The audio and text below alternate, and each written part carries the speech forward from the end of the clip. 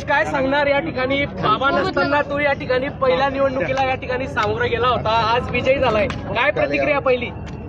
मला वाटतं आज ही माझी नाही, ही माझ्या कोल्हे कुटुंबाची व माझ्या प्रभागातील सर्व जे माझ्या प्रभागातील मतदार बंधू भगिनी असतील, हा त्यांचा विजय. माझ्यासोबत माझ्या खांद्याला खांदा लावून असणारे माझे तिकडे जितकेही बांधव असतील, हा त्यांचा विजय असेल.